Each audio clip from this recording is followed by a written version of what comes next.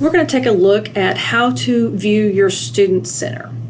Your student self-service center is what's typically referred to. Your faculty member will call it that. However, our system is actually called PeopleSoft. So when you go through your current student from the web page, go into My Path, you should see either student self-service, or you will see a link that says PeopleSoft for Campus Solutions. So it could vary depending on how you're viewing it in My Path, but regardless, the system is called PeopleSoft.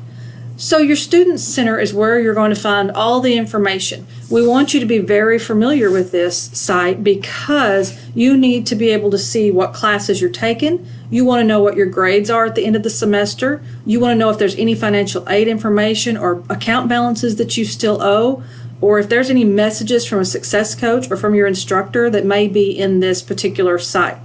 So as you can see on this screen, there are several apps that you can enter into this mode. So we're going to start with the Student Center. That's probably the most important at this time in your first year experience course. On this screen, you will see information about your academics, and we will go through some of these. You'll see information about your finances, so if you have financial aid, you can view that information, or you can see what your account statement is if you're enrolled in courses. Then you see your personal information that you can go in and make modifications to. On the right-hand side, you actually can search for classes and create a visual schedule builder. So as you're looking for what are you going to take in the spring term, you can activate those two to see what you might be taking. You'll see if there's an admissions hold or any other type of hold. For instance, I currently have an admissions hold, and that's what that's telling me. And I can click on details, and it will tell me more about what the hold actually is. Also says things to do. So my admissions packet is probably incomplete, and they're asking for these information. There may be messages again from success coaches. And you also will be assigned an advisor. In your first semester, your advisor is probably going to be your FYE instructor because they're helping you to develop your academic plan that you'll use for the next 2 years. However, they're probably not going to be the person that will register you for classes for the next 2 years. And instead of having to always visit our admissions and registration office in Anderson building, you will have an advisor that will work with you and will work with on your registration process. So these are going to be assigned somewhere around 1st of October, 1st of March each year. So you may see an advisor now on your screen, and it's probably one of your instructors. If it's not your FYE instructor and it has another name, it could be the person that's over that program. For instance, automotive technology students would eventually be assigned to Bob Gunn or Robert Gunn, who is the program coordinator for the automotive program. If you're in welding, however, you may have one of several faculty members assigned to you because there's 5 people in that program. So you may be assigned as a first-year student to Mr. Scott Hofer if you're during the day, or to Mr. David Johnson if you're there in the night program. So just be cautious of this part so that you can see who you need to contact when it's time to register for your spring classes again. Then there's some additional information to the side. We're going to go back over to the left real quick, and I do want to draw your attention to a couple of things. One is consent to release. You can add a consent to release so that if you're over 18, instructors, faculty, members of the college are not privileged to give information out to anyone except for you unless you have provided this consent to release form. And you will basically fill this form out on the screen.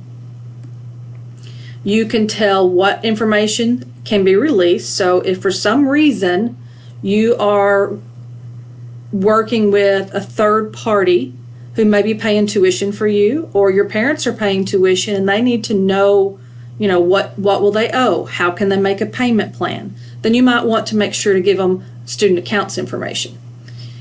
It also may be that you have an employer who needs to be able to say, oh, these students have completed the term. Did they pass all their courses? Because I will reimburse them for that class. Or there may be other reasons that there's academic needs. If your parents are still paying for your car insurance, they're going to want to know what your academic record looks like so that they can get discounted rates on insurance for you. So those are just examples of why you might want to share this information with those individuals. And of course, you can always go here, print those out, and hand them to your parents without them calling. This is only in case they email your instructor or call the college wanting to ask certain questions. This is providing us the opportunity to say, okay, I can provide you that for your student. If there's more than one person, you can add new delegates here at the top. So if you want to be able to provide your mom information and you also want to provide your dad information, or you're providing information to an employer, you just add a new delegate for each new person that you would want to add, because you will have to have phone numbers and email addresses for us to be able to verify that these people are who they say they are if they email us or if they contact us. So that's a consent to release. So I'm going to go back to the Student Center.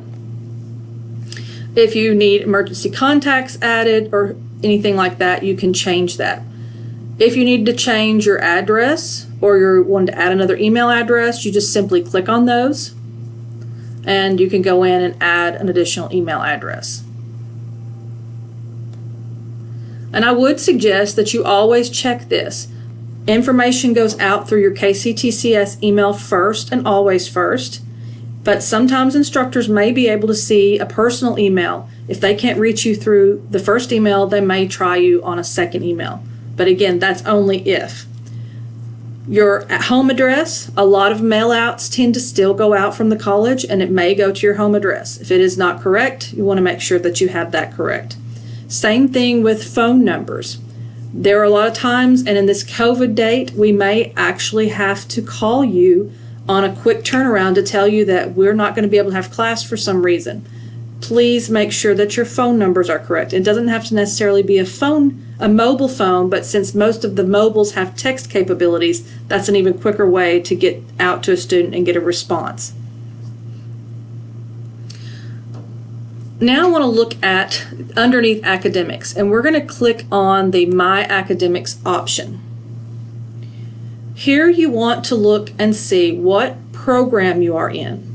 So currently, this is me, so it's not showing anything, but yours should say that you are an undergraduate. Your program may say Associate of Applied Science degree plan, or it may only show a particular program that you're interested in.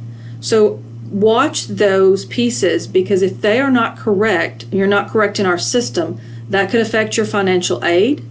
And it will also cause issues when people are trying to work with you and advising and helping you. If they don't know the actual plan you're in, it's going to be more difficult for them to help you. So if you are in the diesel technology program, you want to make sure that this is actually showing diesel technology in one of these two particular areas. You can look to see if you've had transfer credits sent. You can check that on this box. You can also look at your previous course history, and you can view it as an unofficial transcript. So again, sometimes you need to have information that you provide to someone. It's probably best to go ahead and view it as an unofficial transcript. Again, you can view your advisors from this screen. You can view an advisement report and create what ifs. But currently right now, we're more concerned with you knowing that your major is correct. Then you're going to say, what do I do if it's wrong? We're going to go back to that Student Center.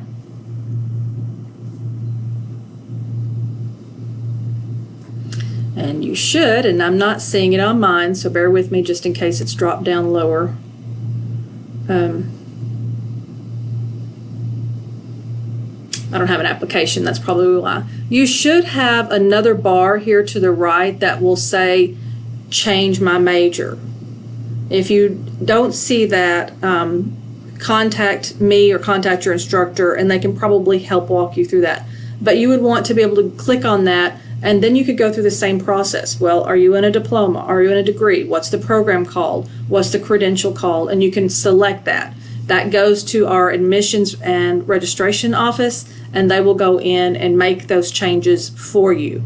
And then you might want to check back in about a week and make sure that, again, under your academics, that it's been corrected.